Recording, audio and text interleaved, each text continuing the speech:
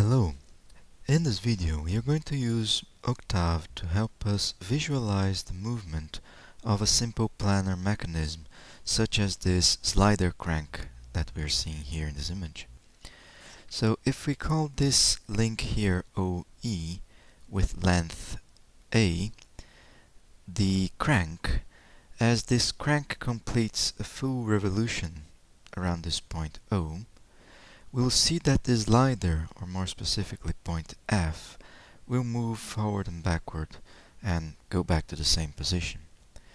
So we are going to recall the equations of the movement of d as function of alpha, and more specifically we want to make an animation of this movement to help us visualize what is going on. Now, this is a fairly simple mechanism. You could work out the equations for distance d through various ways, from simple geometry, for example. But you also could use the more formal approach of the vector loop equations for kinematics of mechanisms. So, for example, if we define these four vectors here, R1 through R4, as the vectors joining points OE as R1, and then R2 joining points E to F, then point F to its projection here on the horizontal axis, we're calling here X, so F to F prime, and finally R4 is F prime to back to the origin O. If we define the vectors like this, our vector loop equation will be like this. So remembering, we start from one point on the mechanism and go in one direction all along the mechanism and go back to it. So we'll defining our vectors like this. Our vector loop equation will look something as this one. From here we can define then the distance d using this expression here, in which the angle beta is given by this other expression here. So if you try to check this out for yourself, just be careful what happens here with the arc sine function, because beta is defined in this situation here. So if you define beta as the inside angle here, you see some different signs. So what we get is this expression for then this angle beta, and from this angle and the input angle that we're calling here alpha, we can finally define our distance d. So we are using this notation then, that alpha is our input angle, so we are saying that we know what is the movement of what we're calling here the crank. From that we can calculate this angle beta from the second link, and finally we can calculate the distance d, which is what we want to know, how the slider is moving forward and backwards. So let's move on to the editor here in Octave and start writing up our script to calculate these things. So we will need values for these distances for or the length of the links A and B, and this offset that we're calling here C. So we'll need values for that. Maybe you could try to think of a similar mechanism and try to work out the dimensions for that. So you could think obviously as a gasoline engine, for example, this being the piston and this being the crank, and what are the dimensions you think would be for an engine, for a car engine. Here I'll just put some values just as illustration, but I would like if you could think about some values for yourself, and then later on check what these different values or what variation on these values make on your kinematics of the mechanism. So for start, let me just use these values here. So this crank is fairly smaller than this link B, and this offset here is quite small. So from there we know that we'll need to define values for our angle alpha. As I said, we are using it as an input angle, so we know some values for it beforehand, so we can use that vector notation, or that sequence notation in octave, going from 0 to, let's say a full revolution, so from 2 pi in small increments. So here I'm using pi over 100. So if we use alpha like this, we know that we have values for a full revolution of the crank. With that, we can use the expression for beta. Remember that if this is an array of values, beta will be an array of values as well. So we use the pi value that we already have. Just be careful that the arcsine function, the trigonometric arcsine function in octave, is written as a sine. So we have a sine of the distance a times sine of alpha, that minus the distance c, and all that will be divided by b, and we want the arcsine of all that. So that's our expression for beta. From then we can calculate the expression for d, which is the distance a times cosine of the angle alpha minus the distance b times cosine of the angle beta. And we can show graphically these results by plotting, for example, what happens to d as alpha changes. And we can plot that in some different color. And let's not forget labels for our figure.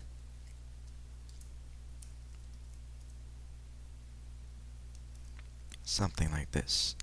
So if we run this script now, obviously after we give a name for it, so we can go something like this, and we'll see then that if we start from alpha equals 0, so this crank will be a line here in the horizontal axis, that's when we have our largest distance d, so that's when our slider is further to the right. And as our angle starts, as our crank starts the revolution, our distance starts decreasing up to the point where alpha is 180 degrees, or pi, right here, when our slider is to the further point to the left. And after our crank continues the movement and goes back to the initial position, our slider goes back as well to the largest distance d. Now that's fine, that seems to make sense physically with our mechanism, and you could use all the examples we've seen before in the previous videos, how to make changes in some of these parameters or these distances here, and see what happens to the movement of our slider, or more specifically the point F. But as I said before, what we are interested in this video is to actually see how this movement happens. So we want to make an animation for that. So what we actually want is a figure that shows this image here. So what happens to this crank and what happens to this link, which contains here the point F. So I'll start a new script here, and I'll copy this first few lines from the previous script, which will be the same for us. But now what we want is a figure, and we'll start by writing figure, in which we can draw something similar to that. And for that we'll use a slightly different way of the command plot, instead of simply writing plot, we are going to say something like this. So a variable equals plot, and that will be useful for us later to update the values that we have in this figure. That is to do our animation. So for our plot command, we first give values for x coordinates and then values for y coordinates of the points that we want to plot. In this element here, the first element that I'm trying to plot here is this link from point O to point E. And we know that point O is the origin in this set of axes that we have here. So the x and y coordinates of this point are always going to be 0. And the x and y coordinates of this point E are related to this distance or the length of the link, the crank, A, and the angle alpha. So what I'm going to say here is that we will have two values. One is the x coordinate of this point, and then the x coordinate of this point. These are going in this first set of brackets. In the second set of brackets, we're going to have the y coordinate of this point and the y coordinate of this second point. So let's go to the first set of brackets, x coordinates of point O and point E. We know that point O isn't the origin, so the x coordinate is 0. And we can work out from simple geometry that the x coordinate of point E is the distance A times cosine of the angle alpha. But remember that our alpha, our variable alpha here, is actually an array of values. So we need to use an index to say, for example, we want the, I don't know, I'll just use a guess value here. We want the 45th value in this array. So this is only one of the 201 values for the angle alpha. So let's say that's our x coordinate. Our y coordinate of point O is also 0, it's in the origin. And y coordinate of point E is A times sine of this angle alpha, the same one, index 45 in our array.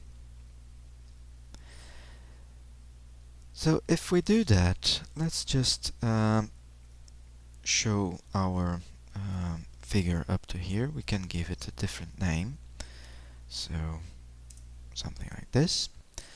And what I'm saying is that for this angle alpha index 45, we have our point O here in the origin and our point E somewhere around here. So you see it's quite close to the origin and not far away from the y-axis and almost 0.3 away from the x-axis. So that's good. Let's try to plot the second link then. Let's try to draw this link joining point E to point F. So I'll call that the second plot, so that's why I'm calling it P2. And again, we'll need a set of x coordinates and a set of y coordinates. The first two values here, or the first set of brackets, we're going to have x coordinate of point E and x coordinate of point F. In the second set of brackets, we're going to have y coordinates of point E and y coordinates of point F. So if you recall, this values here that we had for point E are going to be repeated. We are going to have x and y values of E again. So we can simply copy the x coordinate of point E and use it here again. And the second value then will be the x coordinate of point F, which from our drawing is simply the distance d, which we have here. We have calculated all possible values of d according to the values we had for alpha.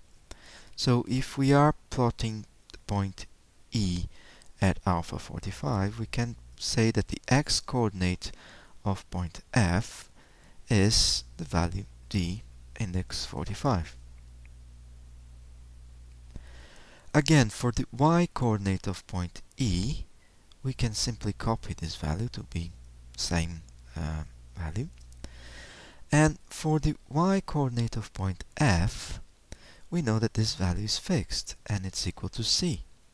So we can just use our variable c here for this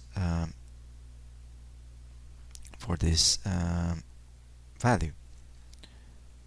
So we can try now to see how our image is coming up by running this script as it is now. And you'll see that there is one window with only one line, and it seems like it is the line describing this link here, B. And what happened to the first line? Well, when we use the command plot in sequences like this, every time we issue the command plot, it will clean up the image or the window and plot something on top of it. So when we did it the first time, there was nothing in the window, so it showed our crank. When we use the second command plot, it will clear whatever was done before and it will only plot this bit. That's not what we want. We want both lines to show up at the same time. So for that we can use the command hold on, which says to the figure or to the window to hold on, wait, I'm going to show more things in this window, and after we are done plotting everything we want to show, we issue the command hold off. And then we can run our script again, and we see now that we have both lines there. One line is our crank, the other line is our link B. We can further improve that by giving a different color for each of these links. So let's say one in black, the other in red, and we can put some comments here to remember us what these things are. So this is our crank and this is our link with distance B. And another thing that we can improve our figure is that we can set our axis or our range for our axis. So we can use the command axis, in which we give the minimum and maximum values for x or our x-axis, and minimum and maximum values for our y-axis. So in this case, with the values that we have for the parameters, we can use this command like this, and it will show up quite nicely in our window. And we can also use the command axis square to make our figure look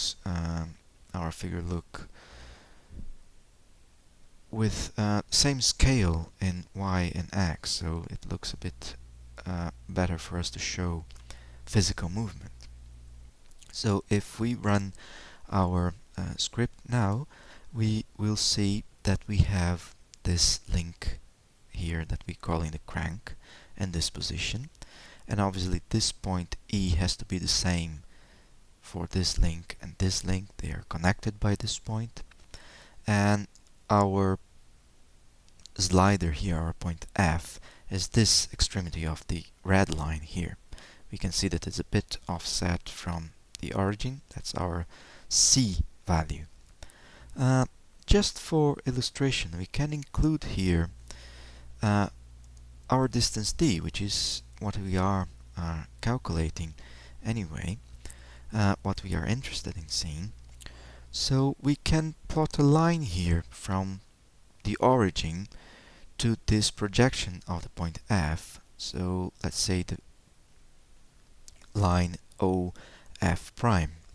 And this is fairly simple for us to see.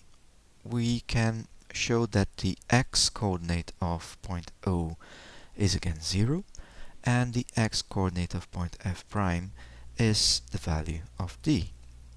Again, we are using this example of the index 45 to show our mechanism in one position. Later on, we are going to show it in all the positions as alpha completes one revolution. So the second set of brackets, we have the y-coordinate of point O, which is again 0, and the y-coordinate of point f prime, which is right here on the x-axis, so it's also 0. And let's give a different color for this so that we can just visualize the distance d. We can call it like this. So if we run again our program, our script, we will see our crank, we see our arm or our link B, and we can see our distance here in light green from the origin to the projection of the point F on the x-axis. Again, this distance here, this vertical distance here, is our offset C. You might think that you could simply make various figures like this one we made for different values of the angle alpha, which is basically what we are going to do, but we are going to make it a bit different. When we use the command plot like this, issuing the result to a variable, what this variable here p1 holds is all the properties of whatever it is that we plotted here. So we have this line, and this line has these values for the x-coordinates and values for y-coordinates. It has color, and it has various other properties that are stored in this variable p1. And we can use this variable then to, instead of creating new plots, we can update the plot that we already have. And to do that, we can use the set command. And more specifically, we are going to use the set command for updating these values of the coordinates of the points in our plots as alpha varies. So we're going to do a variation of the angle alpha and update our figure accordingly. So the first thing we're going to need here is a for loop. We're going to go through all the values inside our array alpha. So as many values as we have, we're going to use to update our figure. So that's our basic for loop here. And we are going to then change values for alpha, and for each value we are going to update our plots, which are drawing the links for our mechanism. So we're going to update P1, P2 and P3. And to update, we're going to use the set command. And the set command needs a bunch of arguments. The first one is what is the object we are going to update. So let's start with object P1, the object that we have, which is plotting a line, which is the case is a black line, which shows for us the position of our crank. And following, we are going to need to specify what is the property that we are going to update. In this case, it holds a property called xData, which holds the values for the x coordinates of the points inside this plot command. And the x coordinate of these points are similar to what we used for the first plot command. So I'm just going to copy and paste it over here. The difference now is that we're not going to use a fixed value for alpha. We're going to use whatever value of alpha in our iterations inside the for loop. So When we begin our for loop, we'll have the first value of alpha, and as we go iterating through the for loop, we change the value of alpha. So what we're saying is that the x-coordinate of this point E is changing as our alpha is changing. And we're going to do the same, or similar, to our y-data property of this plot. So again, I'm going to copy and paste our y-coordinates for the points O and E. But again, we're not using a fixed value of alpha. We're going to change this value of alpha as we go through our loop. So that's our first set command. It's going to update our object P1, and it's going to update the x data and the y data according to these expressions that we are using here. And the value here is going to change as we go through our for loop. Now we need to issue set command for P2 and P3 as well, and they're going to be very similar.